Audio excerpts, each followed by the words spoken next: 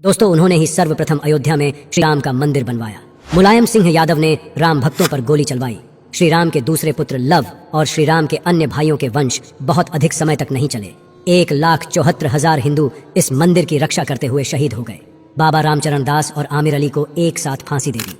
जवाहरलाल नेहरू ने पुनः पत्र भेजकर के नायर को श्री राम की मूर्तियां वहां से हटाने को कहा जाता है कि उस दिन सरयू का तट हिंदुओं की लाशों से सिमट गया था। नमस्कार मित्रों, एक बार फिर से माइंडेड मैन यूट्यूब चैनल पर आप सभी का स्वागत करता हूं। जय श्री राम। मित्रों, हम जिस वर्ष में जी रहे हैं वह बहुत ही महत्वपूर्ण है, क्योंकि इसी वर्ष अयोध्या में श्री राम मंदिर की प्राण प्रतिष्ठा होने जा रही है। विगत कुछ वर्षों में हम सभी ने श्री राम जन्मभूमि और इस मंदिर के आधुनिक इतिहास के बारे में कुछ न कुछ पढ़ा और सुना अवश्य, किंतु इस मंदिर के प्राचीन इतिहास के बारे में बहुत ही कम लोगों को पता है। ये मंदिर सबसे पहले कब बनाया गया और आने वाले समय में इसकी क्या स्थिति रही, इसके बारे में बहुत ही कम लोगों को पता है। तो आज इस वीडियो में हम उसी के बारे में जानेंगे। लेकिन इससे पहले कि मैं यह वीडियो शुरू करूं, मैं आपको बताना चाहता हूं कि जब मैंने इस वीडियो को बनाने के लिए शोध करना आरंभ किया, तब मुझे कुछ ऐसी चीजों के बारे में पता चला जिसने मेरा हृदय विदीर्ण कर दिया। आप मेरा विश्वास कीजिए, यदि आप इस वीडियो को अंत तक बिना आंसू बहाए देख सकें तो आप इसे अपने लिए एक उपलब्धि मानिएगा। आमतौर पर मैं कभी भी इस बात पर जोर नहीं देता कि आप मेरी वीडियो को शेयर करें या लाइक करें, लेकिन यह एक ऐसी जानकारी है जिसका अधिक से अधिक लोगों तक प्रसार होना बहुत ही अधिक आवश्यक है। इसीलिए मैं इस वीडियो को शुरू करने से पहले ही आपसे अनुरोध कर रहा हूं कि यदि यह वीडियो आपको अच्छा लगे तो इससे अधिक से अधिक लोगों तक पहुंचाएं, ताकि यह जो जानकारी है इस मंदिर के संघर्ष के विषय में, इस मंदिर के पुनरुत्थान में शहीद हुए उन लाखों हिंदुओं के बारे में, यह अधिक से अधिक लोगों तक पहुंचना बहुत जरूरी है। चलिए इस वीडियो को शुरू करते हैं। वाल्मीकि रामायण में स्पष्ट रूप से यह लिखा है कि श्री राम का जन्म अयोध्या में महाराज दशरथ के पुत्र के रूप में हुआ था। अयोध्या की स्थापना स्वयं वैवस्वत मनु ने की थी और उनके बाद उनके पुत्र इक्ष्वाकु ने इसे अपने साम्राज्य की राजधानी बनाया। राजा दशरथ ने अयोध्या पर 60,000 वर्षों तक और श्री राम ने 11,000 वर्षों तक राज्य किया। जब श्री राम ने निर्वाण लेने का निर्णय लिया तो उन्होंने अपने अधिकार की सारी भूमि अपने पुत्रों कुश और लव तथा अपने तीनों भाइयों के 2-2 पुत्रों के बीच बांट दी। तत्पश्चात उन्होंने अपनी लीला समाप्त की और निर्वाण ले लिया। मुख्य अयोध्या का जो राज्य था वह श्री राम के ज्येष्ठ पुत्र कुश को मिला। श्री राम के दूसरे पुत्र लव और श्री राम के अन्य भाइयों के वंश बहुत अधिक समय तक नहीं चले, किंतु कुश का वंश बहुत लंबा चला। कहा जाता है कि जब श्री राम ने निर्वाण लिया तो उनके बिना अयोध्या वीरान सी हो गई, किंतु कुश ने इक्ष्वाकु कुल के शासन को बहुत अच्छे से आगे बढ़ाया। उन्होंने ही सर्वप्रथम अयोध्या में श्री राम का मंदिर बनवाया। आज हम जिस मंदिर की बात करते हैं उसकी नींव त्रेता युग में श्री राम के ज्येष्ठ पुत्र द्वारा रखी जा चुकी थी। उसके पश्चात 31 पीढ़ियों तक विभिन्न राजाओं ने कोसल साम्राज्य पर शासन किया और अयोध्या ही सदैव कोसल देश की राजधानी रही। हालांकि उस समय तक सूर्यवंशियों का प्रभुत्व वैसा नहीं रहा जैसा कि श्री राम या उनके पुत्रों के समय था, किंतु फिर भी कोसल सदैव एक शक्तिशाली राज्य और महाजनपद के रूप में सम्मानित रहा। तब तक श्री राम के मंदिर का अस्तित्व और महत्व जस का तस बना रहा। इसके बाद कुछ से 32वीं पीढ़ी में वह राजा आए जिन्होंने एक अन्य महाकाव्य में सूर्यवंश का प्रतिनिधित्व किया। वे राजा थे बृहद्बल, जिन्होंने समस्त आर्यावर्त के राजाओं की भांति ही महाभारत के युद्ध में भाग लिया। उन्होंने कौरवों की ओर से युद्ध किया और युद्ध के 13वें दिन वे अभिमन्यु के हाथों वीर गति को प्राप्त हुए। बृहद्बल के बाद उनके पुत्र बृहत ने अयोध्या का राज्य संभाला। हालांकि उनके बाद कोसल प्रदेश धीरे धीरे अपना प्रभुत्व होता रहा, किंतु फिर भी राम मंदिर का अस्तित्व सदैव बना रहा। बृहद्बल से 23 पीढ़ियों के बाद अर्थात कुश से 55वीं पीढ़ी में एक ऐसे राजा ने अयोध्या का शासन संभाला जिन्होंने एक नए धर्म की स्थापना कर दी। इनका नाम था सिद्धार्थ, जो आगे चलकर गौतम बुद्ध कहलाए। उनके संन्यास लेने के कारण उनके पुत्र राहुल को अयोध्या का शासन संभालना पड़ा। बाद में कुछ पीढ़ियों तक बौद्ध धर्म का प्रभाव इस वंश पर रहा, किंतु फिर भी उस समय के शिलालेखों से हमें श्री राम के मंदिर के अस्तित्व का पता चलता है। चंद्रगुप्त द्वितीय के शासन काल के शिलालेखों के सार उनके काल और काफी बाद तक अयोध्या ही गुप्त साम्राज्य की भी राजधानी थी। उन शिलालेखों में भी श्री राम मंदिर के विषय में स्पष्ट रूप से बताया गया है। ईसा से लगभग 180 वर्ष पूर्व पुष्यमित्र शुंग के शासनकाल में मिले शिलालेखों से हमें यह पता चलता है कि उसने भी श्री राम मंदिर का जीर्णोद्धार करवाया था। इसी मंदिर में उसके द्वारा किए गए 2 अश्वमेघ यज्ञों का भी वर्णन मिलता है। महाकवि कालिदास ने भी अपने कालजयी ग्रंथ रघुवंश में रघुवंश का वर्णन किया है। इसमें अयोध्या का विशेष रूप से वर्णन है और सबसे विस्तृत वर्णन श्री राम का ही है। प्रत्यक्ष रूप से तो नहीं, किंतु परोक्ष रूप से हमें इस ग्रंथ में श्री राम के मंदिर का वर्णन मिलता है। इसके बाद ईसा से लगभग 100 वर्ष पूर्व जब अयोध्या के राजवंश ने अपना प्रभुत्व खो दिया तब ऐसा वर्णन मिलता है कि श्री राम का प्राचीन मंदिर बहुत जर्जर स्थिति में पहुंच गया। शिलालेखों से हमें यह भी ज्ञात होता है कि उसी समय उज्जैन के राजा विक्रमादित्य अयोध्या पहुंचे और अपनी सेना सहित इसी मंदिर के निकट उन्होंने विश्राम किया। कहा जाता है कि उन्हें इस मंदिर के निकट बहुत ही दिव्य अनुभूति हुई और तब उन्होंने पास के ब्राह्मणों से उस स्थान के विषय में पूछा। तब उन्हें ज्ञात हुआ कि वे जहां ठहरे हैं वह जर्जर अवस्था में किसी और का नहीं बल्कि स्वयं भगवान श्री राम का मंदिर है। श्री राम में उनकी असीम आस्था थी और उसी के कारण उन्होंने उस मंदिर का जीर्णोद्धार करवाया और वहां काले पत्थर से एक भव्य मंदिर का निर्माण करवाया जो 84 विशाल स्तंभों पर खड़ी दिया था। 630 ईस्वी के आसपास जब चीनी यात्री ह्वेनसांग भारत आया तो उसने लिखा कि उसने अयोध्या के पास लगभग 20 बौद्ध मंदिर देखे जिसमें 3000 से भी अधिक बौद्ध भिक्षु रहते थे। उसने अपने लेखों में अयोध्या के एक भव्य मंदिर का वर्णन किया है जहां सहस्त्रों हिंदू भक्त दर्शन हेतु प्रतिदिन आते थे। यह माना जाता है कि हेन यांग ने वास्तव में श्री राम मंदिर को ही देखा था। ऐसा वर्णन मिलता है कि 12वीं शताब्दी में मोहम्मद गोरी के आक्रमण के समय जयचंद कन्नौज से यहाँ आया और उसने इस मंदिर से विक्रमादित्य का नाम निकालकर स्वयं का प्रशस्ति पत्र लगवा दिया। इसके बाद अगले 200 वर्षों तक भारत मुस्लिम आक्रमणकारियों का अत्याचार झेलता रहा, किंतु फिर भी लिखित प्रमाण है कि 14वीं शताब्दी तक महाराज विक्रमादित्य द्वारा जीर्णोद्धार करवाया गया। श्री राम का मंदिर उसी प्रकार खड़ी ढेहा रहा और मुस्लिम आक्रांताओं से कोई क्षति न पहुंचा सके। 14वीं शताब्दी में इब्राहिम लोदी के शासनकाल तक इस मंदिर के होने के प्रमाण मिलते हैं। सन 1526 में जब पानीपत के युद्ध में उसकी मृत्यु हुई और बाबर द्वारा मुगल साम्राज्य की नींव रखी गई, तब जाकर इस मंदिर को तोड़ने के कई अभियान चलाए गए। 1527 में बाबर ने इस मंदिर को तोड़ने का फरमान जारी किया। 1528 में बाबर के सेनापति मीर बाकी इस मंदिर को ध्वस्त करने के लिए अयोध्या पहुंचा। उस समय मंदिर के मुख्य महंत स्वामी श्यामानंद जी थे। उन्होंने इस मंदिर की रक्षा के लिए भीटी के महाराज मेहताब सिंह बद्रीनाथ से सहायता मांगी। जब तक महाराज बद्रीनाथ सहायता के लिए आते, उस समय अयोध्या से लगभग 10 किलोमीटर दूर सनेह गांव के पंडित देवी नंद पांडे ने स्थानीय लोगों को एकत्र कर मंदिर को बचाने का प्रयास किया, किंतु शत्रुओं की विशाल सेना के सामने वे सभी वीरगति को प्राप्त हुए।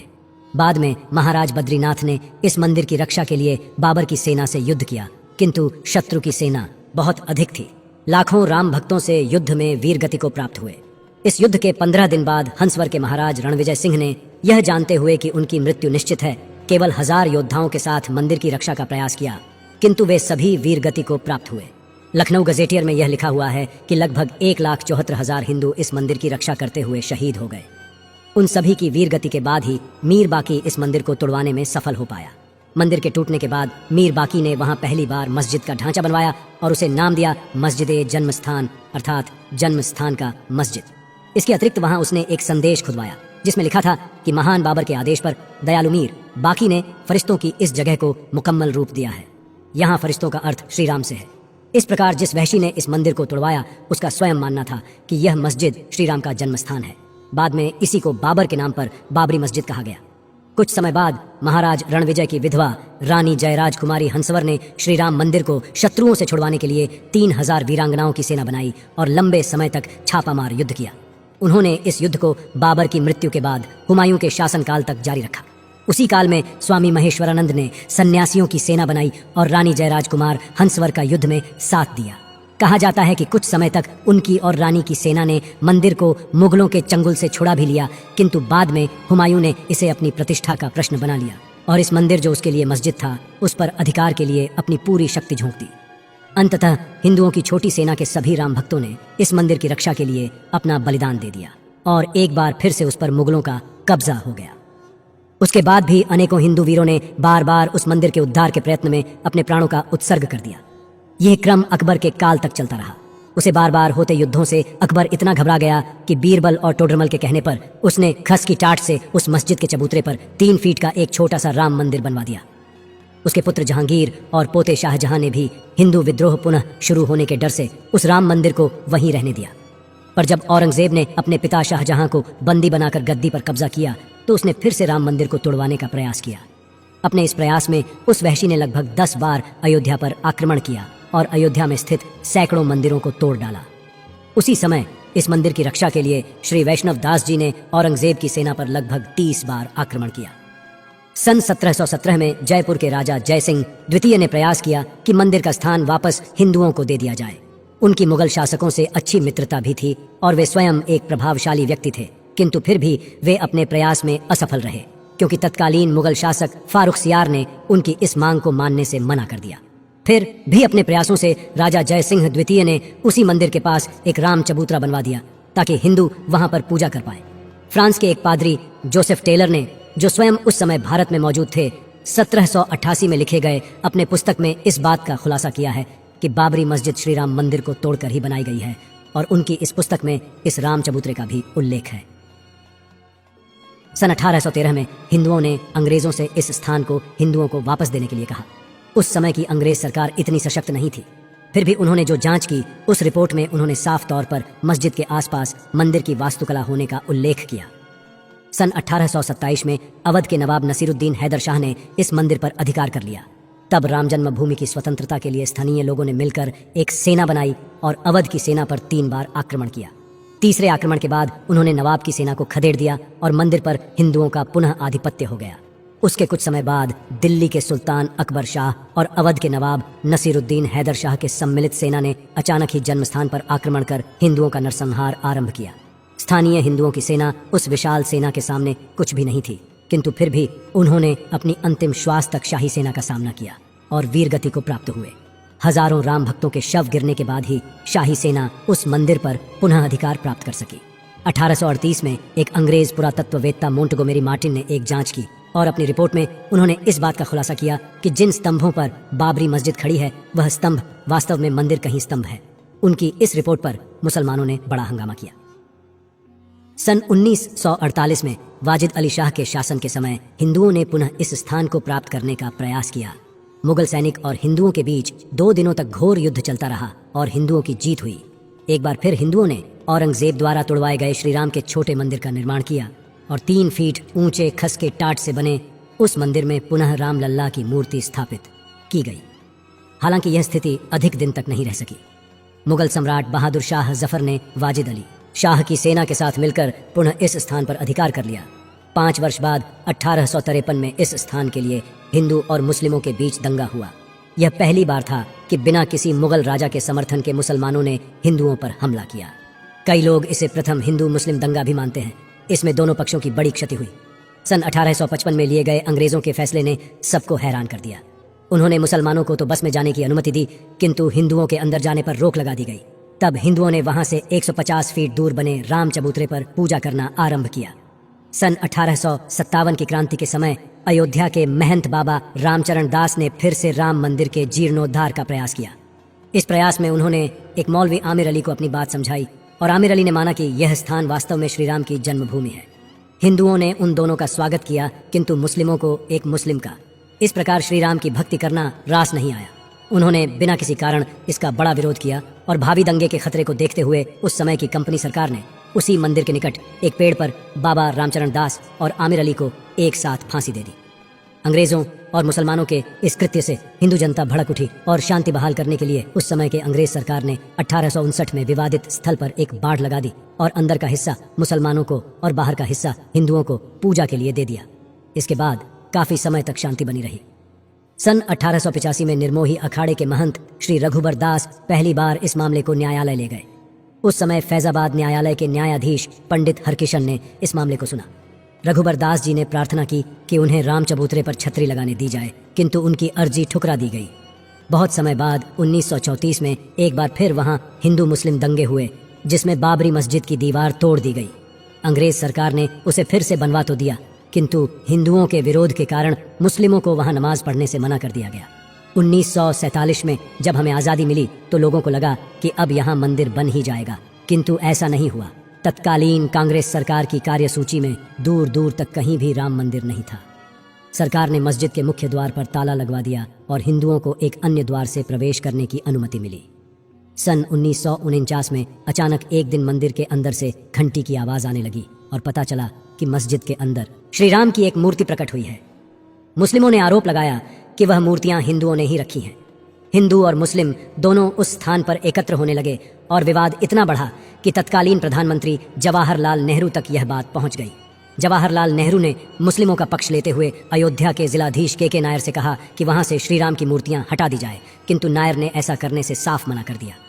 27 दिसंबर 1949 को जवाहरलाल नेहरू ने पुनः पत्र भेजकर के नायर को श्री राम की मूर्तियां वहां से हटाने को कहा। इस पर के नायर ने अपना इस्तीफा दे दिया और कहा कि श्री राम की मूर्तियां हटाने के स्थान पर वहां एक जालीनुमा दरवाजा लगा दिया जाए। नेहरू जी को यह बात पसंद आई और उन्होंने ऐसा ही किया। सन 1950 में हिंदू महासभा के अधिवक्ता गोपाल विशारद ने फैजाबाद जिला न्यायालय में अर्जी डाली कि उस स्थान पर हिंदुओं को पूजा करने की अनुमति दी जाए। इस पर न्यायालय ने दरवाजे के बाहर से ही हिंदुओं को पूजा करने की स्वीकृति दी, किंतु मंदिर के अंदर केवल पुजारी को ही जाने का अधिकार दिया। 1984 में संघ, विश्व हिंदू परिषद और बीजेपी मंदिर के उद्धार के लिए एक समिति का गठन करते हैं और सीतामढ़ी से अयोध्या तक की रथ यात्रा निकालने का निर्णय लेते हैं, किंतु उसी समय अचानक तत्कालीन प्रधानमंत्री इंदिरा गांधी की हत्या हो गई, जिससे यह यात्रा रुक गई। 1986 में जब शाहबानो ने अपने पति से गुजारा भत्ता लेने वाला केस जीता, तब तत्कालीन प्रधानमंत्री राजीव गांधी ने मुस्लिमों को खुश करने के लिए संसद में प्रस्ताव लाकर न्यायालय के फैसले को पलट दिया। इससे हिंदुओं में असंतोष फैला और तब हिंदुओं के संतोष के लिए सरकार ने इस मस्जिद का ताला खुलवाकर हिंदुओं को वहां पूजा अर्चना करने की स्वीकृति दे दी। उनके इस फैसले से मुस्लिम भड़क गए और 6 फरवरी 1986 को उन्होंने बाबरी मस्जिद संघर्ष समिति का गठन किया। 1989 में संघ के नेतृत्व में विवादित स्थल के निकट ही श्री राम मंदिर की नींव रखी गई। उसी साल इलाहाबाद उच्च न्यायालय ने आदेश दिया कि विवादित स्थल के मुख्य द्वारों को खोल दिया जाए और इसे सदा के लिए हिंदुओं को दे देना चाहिए। 1990 में संघ और विश्व हिंदू परिषद के नेतृत्व में लाल कृष्ण आडवाणी ने सोमनाथ से अयोध्या तक 10,000 किलोमीटर की रथ यात्रा निकाली। इसी दौरान बिहार के तत्कालीन मुख्यमंत्री लालू यादव के आदेश पर समस्तीपुर में लाल कृष्ण आडवाणी को गिरफ्तार कर लिया गया। आडवाणी जी की गिरफ्तारी के बाद भी जिस दिन रथ अयोध्या पहुंचने वाला था, 30 अक्टूबर 1990 के दिन हजारों की संख्या में राम भक्तों ने पुलिस के रोकने के बाद भी अयोध्या में प्रवेश किया और बाबरी मस्जिद पर हिंदू ध्वज फहरा दिया। 3 दिन के बाद 2 नवंबर 1990 को उत्तर प्रदेश के तत्कालीन मुख्यमंत्री मुलायम सिंह यादव ने राम भक्तों पर गोली चलवाई, जिसमें सैकड़ों कारसेवकों ने अपने प्राणों से हाथ धोया। कहा जाता है कि उस दिन सरयू का तट हिंदुओं की लाशों से सिमट गया था। 6 दिसंबर 1993 को 2 लाख से अधिक कारसेवक अयोध्या पहुंचे। उस समय के तत्कालीन मुख्यमंत्री कल्याण सिंह ने पुलिस को भीड़ पर गोली न चलाने का निर्देश दिया। उन्होंने सोचा था कि वे भीड़ को सुरक्षा बलों के द्वारा नियंत्रित कर लेंगे, किंतु ऐसा नहीं हुआ। उस बढ़ती हुई लाखों की भीड़ के सामने पुलिस की हिम्मत नहीं हुई कि कोई कार्यवाही कर सके। 6 दिसंबर 1993 को दोपहर 1:55 पर बाबरी मस्जिद का पहला गुंबद गिरा दिया गया और फिर 1.5 घंटों में दोपहर 3:30 पर दूसरा गुंबद गिरा दिया गया। शाम 5 बजे तक तीसरा गुंबद और पूरा ढांचा गिरा दिया गया। इसकी जिम्मेदारी लेते हुए मुख्यमंत्री कल्याण सिंह ने इस्तीफा दे दिया और उसी शाम 7 बजे तक उत्तर प्रदेश में राष्ट्रपति शासन लगा दिया गया। इसके बाद पूरे देश में हिंदू मुस्लिम दंगा फैल गया। अयोध्या में 1000 से अधिक लोगों ने जान गंवाई। मेरे अपने शहर भागलपुर में गंगा नदी का तट लाशों से सिमट गया था। इस घटना के 10 दिनों के बाद इसकी जांच के लिए लिब्रहान आयोग का गठन किया गया, जिन्हें इनकी जांच की रिपोर्ट को सौंपने के लिए 3 महीने का समय दिया गया। हास्यप्रद बात यह है कि इस आयोग को जांच पूरी करने में 3 महीने नहीं बल्कि 17 वर्षों का समय लग गया। 2003 में भारतीय पुरातत्व सर्वेक्षण ने अपनी एक विस्तृत रिपोर्ट में यह बात स्पष्ट रूप से लिखी कि जहां पर विवादित ढांचा था उसे मंदिर को तोड़कर ही बनाया गया था। इस रिपोर्ट को भी लिब्रहान रिपोर्ट में शामिल किया गया और 30 जून 2009 को लिब्रहान आयोग ने 700 पृष्ठों की अपनी अंतिम रिपोर्ट तत्कालीन प्रधानमंत्री मनमोहन सिंह को सौंप दी। 2010 के अपने ऐतिहासिक फैसले में इलाहाबाद उच्च न्यायालय ने विवादित जमीन को राम जन्मभूमि घोषित किया। उन्होंने यह निर्देश दिया कि श्री राम की मूर्तियों को वहां से न हटाया जाए। उन्होंने इस पूरे विवादित जमीन को राम जन्मभूमि ट्रस्ट, निर्मोही अखाड़ा और सुन्नी वक्फ बोर्ड के बीच में बराबर बांट दिया। हिंदू और मुस्लिम पक्ष दोनों इस फैसले से सहमत नहीं हुए और उन्होंने 2011 में उच्चतम न्यायालय का दरवाजा खटखटाया। सुप्रीम कोर्ट ने इस विवाद से जुड़े सभी दस्तावेजों को अंग्रेजी में अनुवाद करने को कहा, जिसमें बहुत अधिक समय लगा और वर्षों तक इसमें कोई सुनवाई नहीं हुई। अंततः 9 नवंबर 2019 में उच्चतम न्यायालय ने अपना अंतिम फैसला सुनाते हुए पूरी विवादित भूमि को राम जन्मभूमि ट्रस्ट को दे दिया। इस प्रकार 491 वर्षों के अथक संघर्ष के बाद राम जन्मभूमि पुनः हिंदुओं को प्राप्त हुई। फिर 5 फरवरी 2020 में ट्रस्ट का गठन होता है और मंदिर का निर्माण आरंभ होता है और अब से कुछ दिनों के बाद 22 जनवरी 2024 को अयोध्या में श्री राम के भव्य मंदिर का उद्घाटन हो चुका है। इस प्रकार यह श्री राम मंदिर का पूरा इतिहास है। जाने से पहले मैं यह बात कहना चाहूंगा कि हमें कभी नहीं भूलना चाहिए कि यह जो श्री राम मंदिर हमें घर बैठे देखने का सौभाग्य प्राप्त हो रहा है, उसके पीछे 491 वर्षों का संघर्ष और लाखों हिंदुओं के प्राणों का बलिदान छिपा है। तो आइए हम सभी गौरव का अनुभव करें कि हमें अपने जीवन काल में श्री राम मंदिर को देखने का सौभाग्य प्राप्त हो रहा है। जय श्री राम। क्या आप इस कथा के बारे में पहले से जानते थे? यदि आप जानते थे तो हमें कमेंट में अवश्य बताएं। यदि आपको यह वीडियो अच्छा लगा हो तो आप इसे लाइक कर सकते हैं और हमारे चैनल को सब्सक्राइब कर सकते हैं। यदि माइंडेड मैन चैनल के वीडियो आपको ज्ञानवर्धक लगते हों तो आप इसे अपने मित्रजनों और अपने परिवारजनों के साथ साझा कर सकते हैं। हम शीघ्र ही एक नई और रोचक वीडियो लेकर आपके सामने प्रस्तुत होंगे। तब तक के लिए विदा चाहता हूँ। जय श्री